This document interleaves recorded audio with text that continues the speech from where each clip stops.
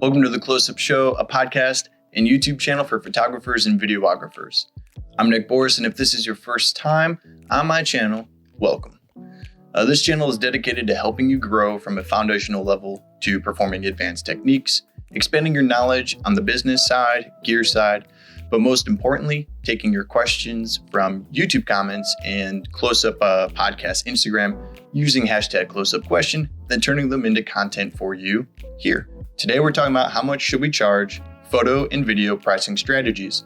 I'm going to answer that question with 3 steps: knowing your niche, knowing your worth, and then knowing your numbers.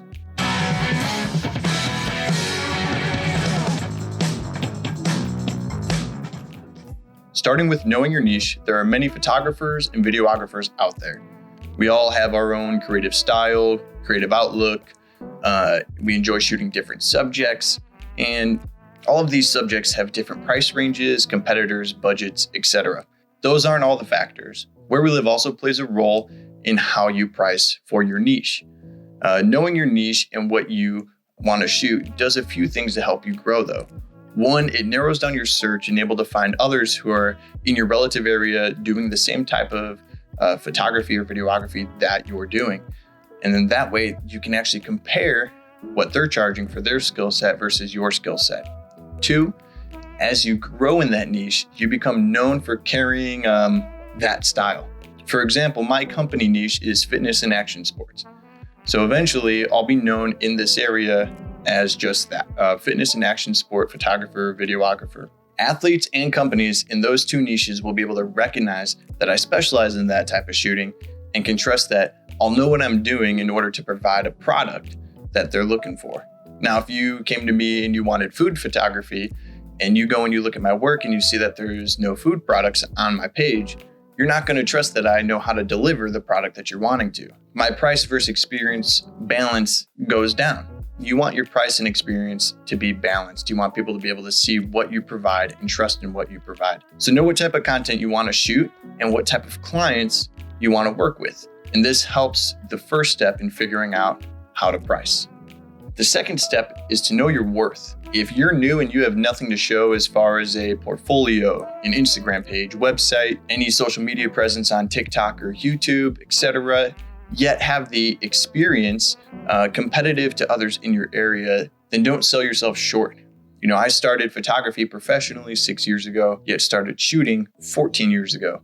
So when I started Lively Productions only 4 months ago, I knew I wasn't going to be charging any less than $250 for the majority of my shoots, for just basic shoots. Of course, there may be exceptions. You know, I also planned on increasing the price every other shoot until I started gaining some resistance. Then this resistance would allow me to go back, review where I needed to grow to provide that missed value so that I could eliminate that resistance and price accordingly. If that didn't work, then I knew that I needed to also be reaching a higher class of clientele. You should be asking yourself, what's my skill set? What's my skill level? What gear am I using? How does my gear play into my pricing? How far am I going to travel? What content packages do I plan on offering? There's so many questions that need answering. It can be overwhelming. So starting a business isn't an easy thing. And that's why structuring it off of people in your niche succeeding in similar fields as you is an important part of the process, into your journey to building your business. Gary Vee always says, watch what I do or do as I do. He wants you to go out there and actually follow the steps that he's doing because he's successful and he knows if you follow the steps, you're going to reach a portion of that level as well. 2 more good questions to ask yourself are, where do you see yourself in 5 years or 3 years or even 1 year? Or break it down into quarters. And what type of clients do you see yourself working with in the long run? Where do you want to see yourself with? I had to ask myself, do I want to work with Nike, Adidas? I want to be in more of the outdoor sports. So I'm looking at companies like REI.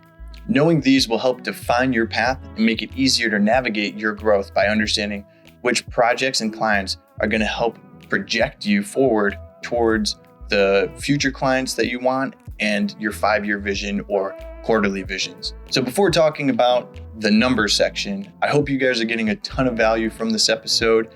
And if you haven't already subscribed, it would mean the world to me if you did. Or leave a comment and a like. They really do make a difference. If you know someone who could benefit from this, do a good deed today and share it with a friend. If you didn't like it, leave a comment as to why and what you would change so that we could actually grow together in providing a higher quality content. And since we're all stuck indoors, what better time to actually learn and grow? I've been building a photography course since last fall and have been hoping to release it this July. So DM me on Instagram if you're interested in learning more about that course. Now, lastly, know your numbers. If you're just starting out and have little experience and lots of room to grow, then look up the minimum wage for your area, double it, and then charge based on that. So in Virginia here, the minimum wage is $7.25 an hour. So if we're just starting off, we want to charge around $14 an hour. So if my competitors price a full day out at 10 hours, then my day rate is going to be about $145 based off of a 10-hour day.